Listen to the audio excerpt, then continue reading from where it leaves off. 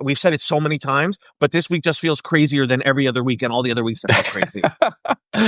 Yeah, and I made the critical error yesterday of deciding to take a few hours off in the No, afternoon. no. So yeah, that was I went to a baseball game with my mom and my wife, and so I had to once Christy Nome and Padilla started hitting the airwaves. Padilla had a news conference, after I'm sure people have by now heard about this, but he was at an event in California, I believe in the Los Angeles area, even where Kristi Noem was giving a news conference, and Padilla, after the fact, had explained that he had been trying to contact Kristi Noem to do kind of basic oversight of what's going on with ICE and with the deployment of troops in the LA area. So he kind of barged into the press conference, and I still have not really seen like the definitive video of like the whole context of what happened there. You see him kind of trying to approach the podium or like kind of have an altercation with some of the guards who were there, and then the next thing you know, he was kind of being very roughly tackled in a way that if he wasn't kind of a sturdy man, I mean, you could see someone breaking their arm or something the way that he was kind of hauled Oh, down. he's And thrown to the ground. Yeah. thank God that that didn't happen. But anyway, once they started hitting the TV waves, I had to kind of step away from the game and pick up my phone and start clipping as best I could. But it was just one of those days, and then of course, with the Israeli strikes on Iran last night too. I was just thinking this morning as I was making coffee that the Trump Musk feud, which I think was just last week, Last week. that already feels like that was about a year ago. So You're yeah, right. it Oh my God. certainly has been one of those weeks, and especially it was quite a day. It was quite a day yesterday, and then tellingly before we hopped on this call, I thought it was notable last night that Trump finally released a schedule for today, and he didn't have a briefing with his national security team until I believe it was 11 a.m. DC time. But then he was in the briefing for like 2+ hours, and it just ended. So I'm kind of trying to keep an eye here to see if he steps up to the cameras and says anything. I don't believe that's like on the schedule for today at all, but it was also notable that Israel said that they it sounded like the U.S. basically gave the green light, but was not really based on what you can what Marco Rubio has said, and who knows if that's true or not, but was not coordinating directly. So the extent of the U.S. involvement in these strikes, I think, is still up for question. But again, between that and the Padilla situation, it was quite the day yesterday. And let's not forget Judge Breyer's ruling Yes. about the National Guard. So I didn't know, Aaron, that former Supreme Court Justice Stephen Breyer had a brother who's also a federal judge, but he Yes. does. And he's a Clinton appointee. He's been there for years and looks just like his brother. And he issued this extraordinary ruling last night about whether Trump was authorized to federalize the National Guard, to take control of the California National Guard from Gavin Newsom and deploy it as he saw fit. And I read the entire opinion. It's a 36-page opinion, and there's plenty of legalese in it, but it is a really remarkable piece of writing. Just tremendously clear, just tremendous clarity in this. And it also came about super, super fast because he held a hearing just yesterday afternoon about all these very complicated legal issues about the president's ability to do this, and then produced a flawless 36-page opinion last night. And the bottom line of the ruling is that no, the president doesn't just have carte blanche to federalize the National Guard, that the statute under which the president may act specifies certain conditions, and none of those conditions were met. They have ever shifting rationales, and they're always so vague. The administration, I mean, and they argued, for instance, that there is a rebellion ongoing, and because a rebellion is one of the things that allows the president to take control of the National Guard, and Breyer demolished that. And I don't often recommend people read legal opinions, but his explanation of why there's no rebellion is just so spot on because it's the truth. Because it's the truth. And the courts are saying here, you can't just bend words however you like and transform a minor disturbance into a rebellion, which actually means something. And now, of course, what happened was a panel on the Ninth Circuit Court of Appeals late last night, made up mostly of Trump judges, issued a so-called administrative stay, saying that they wouldn't have a hearing until Tuesday. That's absolute garbage, in my view. We're in the middle of an emergency, and we know that Trump does not respect court orders. They should not have done that. But boy, it's a devastating ruling.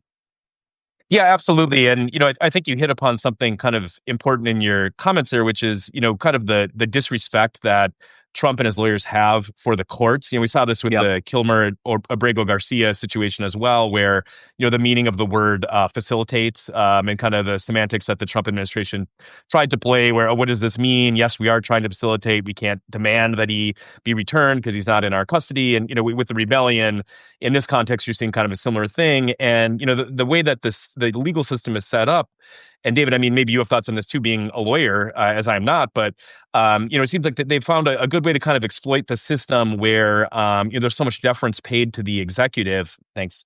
That really, it's a travesty that the status quo gets to remain in place here until next week, where you think because the legal case that Trump has been making is such a stretch that the burden of proof would actually kind of be on the other foot here. That Trump would have but this is how our system is set up, that the executive gets that level of deference. And so, now we'll see. I believe, you're right. You mentioned that the panel of judges that's hearing this case, I believe there's two Trump appointees and one Biden appointee. But, Trump appointees have ruled against Trump in the recent past, so I don't think that's determinative. But, this seems like this could be the type of thing that does end up before the Supreme Court as well. Oh yeah, I'm sure that Trump would appeal no matter what happens in the Ninth Circuit. I don't want to get too deep into the weeds, but it's not clear to me that the panel that issued this administrative stay is going to be the same as the panel that actually hears oral arguments on Tuesday. So who knows how that goes? But and any reasonable justice, including a very conservative Trump pick, is going to look at Breyer's opinion and have to uphold that. You have to be a truly deranged MAGA judge to find fault with the reasoning there. And one of the most striking things that Breyer talks about in this opinion is he says sometimes the invocation or the claim of an emergency can lead to an emergency. And that's exactly what happened here. He's extremely clear-eyed about this. There was no emergency at all. But by pretending there was one, by claiming there was one, by sending in the National Guard and the Marines, Trump creates the conditions to actually lead to an emergency. Yes. And I don't see how any reasonable judge, no matter how conservative, could disagree with that.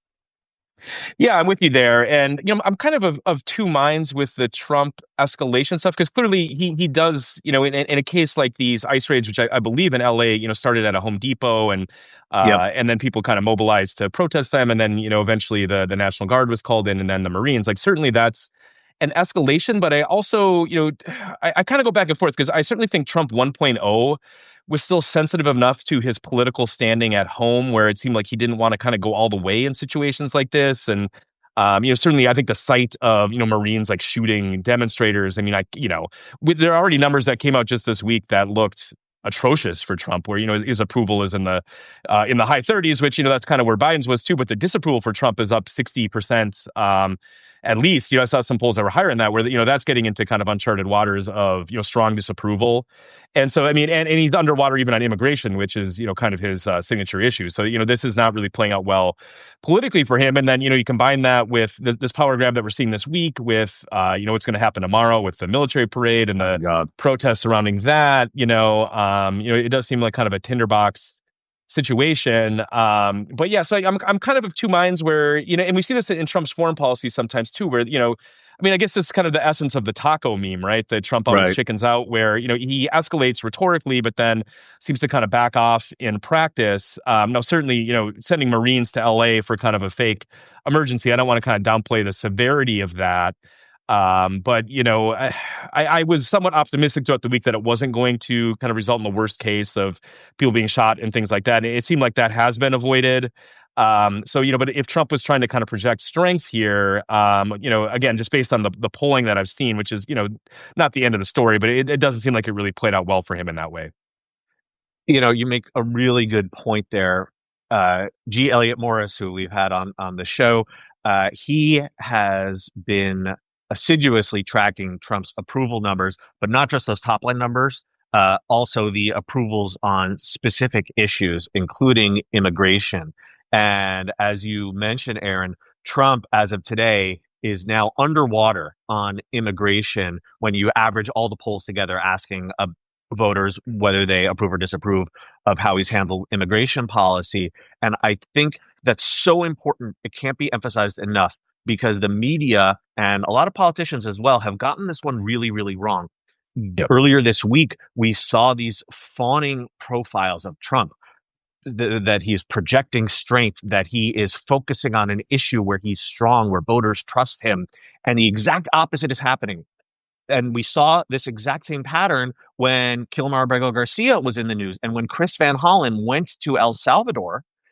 Trump's immigration numbers immediately started going south because this terrible story that people didn't like hearing about was suddenly in the news. And so, like, yeah, in the abstract, maybe people like Trump on immigration, though that's not true anymore. But as Hmm. soon as you drill down into the specifics, should we be deporting people who aren't criminals? People say no. Should Trump be sending troops into our cities? People say definitely no.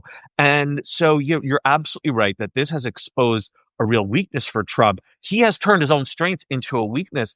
And so it's a really good question. Is he going to taco on this one? And I Yeah. don't know. I mean, did you see the stuff yesterday as well about, Trump talking about how he wants to back off deportations of agricultural workers? Yes. And apparently Stephen Miller's pissed about that now. Yeah, and the amazing thing about that was the administration found itself shortly after that in a place of complete incoherency because you had Trump, he did a press conference and I don't know what the question was, but he basically said something effective. We need to make some allowances for our farmers, our great farmers who these are workers who have been working with them in some cases for 20 years. We need to do something for them. And then Kristi Noem, in the same Fox that I mentioned earlier, where she was asked to kind of explain the Padilla situation, was asked about this.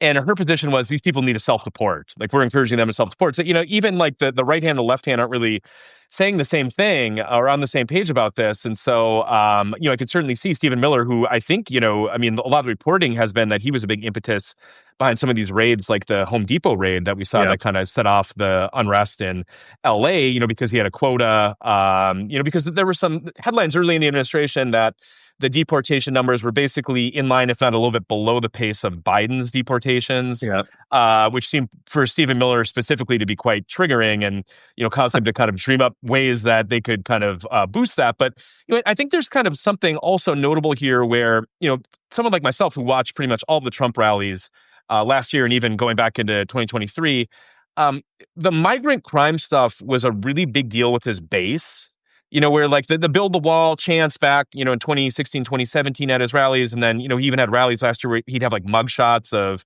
alleged, Latino criminals behind him. And, but I'm starting to kind of get the sense that, it's kind of red meat for the base, but for more of like your normie voter, I'm not sure that it was ever really that big of an issue. And, we can think back, of course, his slandering of the Haitian immigrants in Ohio eating pets and whatnot. I mean, that was kind of more of like a punchline. I mean, I'm surprised that people didn't sort of take the hint that this guy's kind of crazy when he was saying that stuff, but it seemed like people were inclined to just sort of laugh that off.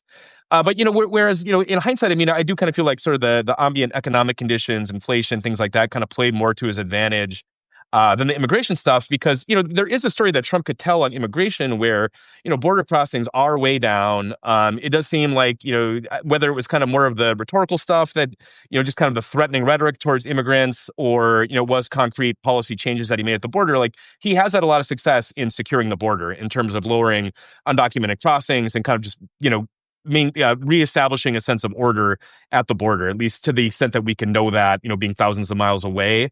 But it does seem like he's overstepped, with some of these raids, and a lot of these people that he is terrorizing are sympathetic figures who, in many instances, have lived in the country most of their lives, if not, since they were children. And so, I just think your normal American is kind of revolted by this stuff, even if the Trump base may support it still.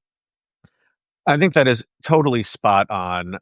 In my mind, there's really no question that it was deep sourness over the economy that powered Trump to victory last year, a sourness that had been building for 2 years at least. And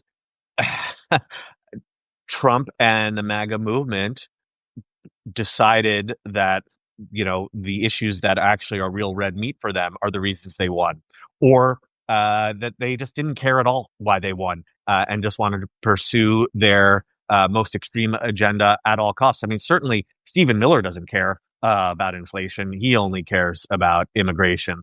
So yeah, they are. I don't know. They're high on their own supply. You're absolutely right that many of MAGA's pet priorities are just not popular, even with people who voted for Donald Trump. As jarring as that may seem to us, people voted for Donald Trump because they thought he was going to lower grocery prices. And Yeah. you know, we hate hearing, like, oh, all these stories about, well, I voted for Trump, but I didn't vote for that. Like, well, you did, but also like that's a voter who is gettable for Democrats now, and those are Yeah. the people who are causing Trump's disapproval rating to spike to 60%. Yeah. And, I think another thing I was thinking of this week that's kind of related to this conversation is how so much of our politics has kind of become like a Rorschach test. Because, like, for instance, with the Padilla situation yesterday, like I said, I was at the ball game, I saw the video. And then I had a congressional staffer who does comms who I have a signal chat with, who was basically like, do you think it's weird that Fox isn't covering this yet? And I was like, they're going to cover this wall to wall. Like, sometimes with video like that they might not own, it can take them a few minutes to get rights to the video or obtain it. So, and then sure enough, it became wall to wall coverage because, the video, depending on, if you want to look at it from the Trump perspective, you could see Padilla kind of approaching the podium aggressively and, kind of interpret that as like, oh, we had it coming. He's unhinged. But that's kind of like red meat, whereas like someone like me or you see Padilla identifying himself, I'm a U.S. senator, and you think that it's kind of this, fascist, assault on an elected official. But I just think that's kind of like the mode that our politics in, where there's, you can kind of, I guess maybe with my immersion in right-wing media, I've gotten better at kind of understanding in advance how these stories are going to be spinned and how people will interpret them.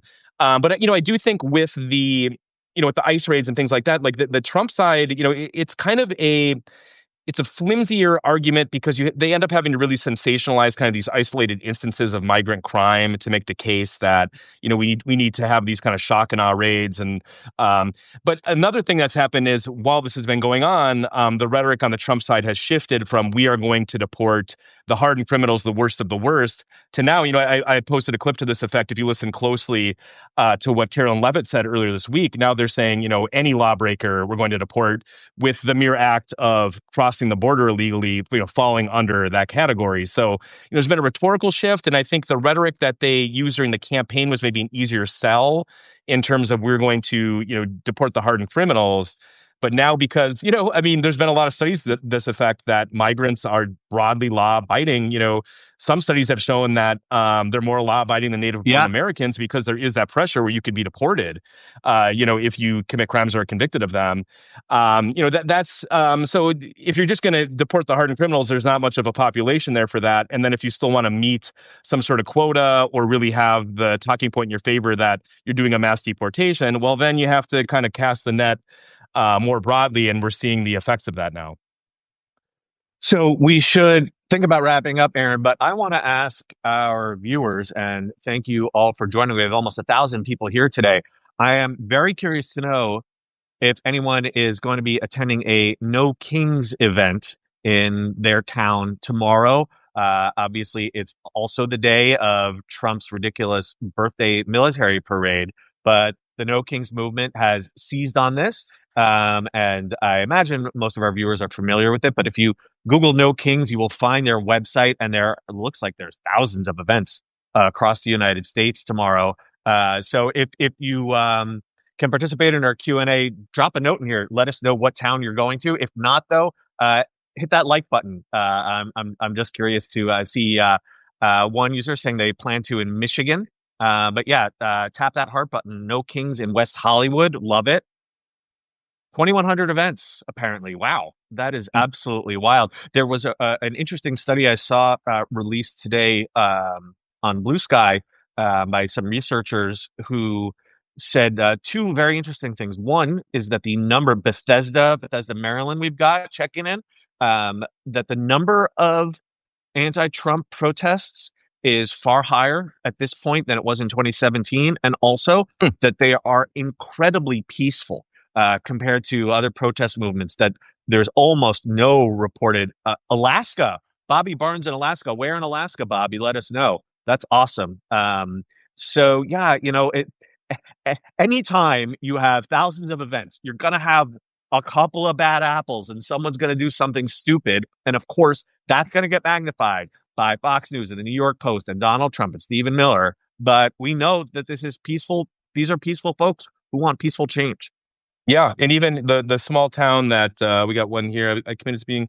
Laura says that I won't be there. Okay, um, not a great comment feed since you won't be there, but that's understandable because I will probably actually be covering a lot of this stuff. I probably will not make it to a protest myself, but I was going to mention that even in the small town that I'm currently living in Minnesota, which is a quite red town, there's a No Kings protest in the local park here tomorrow, which I find to be quite heartening. And there's actually been a regular in this town that I'm in on Saturdays. There's been a group along the kind of busy highway through town that has gathered to protest Doge and Elon Musk. I always give them a little honk as I go by, of solidarity and support. So if there's protests in my little town here, which is like a 65% Trump town, then I think that speaks to kind of how broad the reaches of that, and just the what people are kind of feeling on a deep level, in terms of what's happening to our country, the direction that things are headed. So, I should note, I mean, it's interesting to me that there isn't one in DC, which I think is understandable, just given, the troops will literally be in the streets anyway. I mean, maybe that would be, kind of a tall ask, but it seems like outside of DC, pretty much every major city, with, I believe, the one that I've seen the most hype for is the Philadelphia one. Although, David, I Right. mean, I'm sure in New York, there's got to be at least one, if not multiple. Oh, yeah, there are multiple here in New York. So yeah, the organizers are very explicit. If you go to the No Kings webpage, they explain why they're not doing one in DC. And they we're huge fans of Laura Bell, and don't you No, worry, I just, we're yeah. in fact we're having her on the show very soon. So they explain that they want the focus to be on the fact that people in every corner of the country are protesting Donald Trump and protesting the way the direction this country is headed in. And I think that's so important because there really is tremendous value in strength in numbers. It's so easy to feel so isolated and alone and like you're taking crazy pills and what the fuck is happening. And just even if you don't participate in a march, you're going to see tons and tons of photos. You're going to see tons of news coverage. It's going to be inescapable. And knowing that you're not alone is so important. And knowing and you just have less to fear from the autocrats when you're in a group of people, whether it's virtual or in person. And so I'm really excited might not be the right word used. I'm really heartened by what's happening tomorrow because I think it's just going to send a really important message. Not that Donald Trump will care, but to other Americans who are wondering whether they can make a difference, whether they're alone or not, they're going to see, no, they're not. Yeah, and I'm bracing for kind of a strange day just with my coverage area because I've seen snippets, and of course, I think of like in World War II when there was the parade in Moscow that was, I think, pegged to the October Revolution, where the troops went right by Stalin and then went right to the front line, which was only like 10 miles away because that was when the Nazis were closing in on Moscow. Or you think of like Kim Jong Un reviewing the troops. I'm still kind of trying to. It's going to be surreal to see that in DC, where I spent a good chunk of my adulthood living there. I've heard from people who are still there. I mean, just how surreal it's been to see, and we've seen some of the videos on social media of Yeah. trains, trains with tanks on them going through the city in preparation for the parade. I mean, these visuals are very un-American. Yeah. There's a video that most people have probably seen of a train that had dozens and dozens of tanks going through DC with the monument, the Washington Monument in the background. It's like. It's a very un-American visual, and so I think it's going to be kind of disturbing to see, honestly. And so I know that at the end of the parade, Trump will be reviewing the troops, and they have some sort of re-enlistment ceremony for some troops. And they ended up. I was of the assumption that they were going to have this parade during the day, but it's actually more in the evening time. And it does look like the forecast for DC is for pretty heavy thunderstorms tomorrow. So, yeah, I mean, maybe I don't really Literally believe gonna this, but rain on his parade. there you go. Yeah. So anyway. Well, that's what we certainly have to root for. Hope for dry, sunny, warm, pleasant weather everywhere except Washington, D.C. Yep. tomorrow. Thank you, everyone, for tuning into Near and Rupar. If you haven't signed up for the down ballot, please do so at the-downballot.com. And if you haven't signed up for Public Notice, you can find it at publicnotice.co, or you can find both of our publications in the app, the Substack app. We will be back next week. Am I right that we have Laura next week? I think that's right. I'd have to double Yeah. check the calendar. I know you're very organized. And you have that all in a nice calendar for us, but I don't remember off the top of my head. But Yeah. we look forward to having Laura on, whether it's next week or shortly thereafter. Yeah.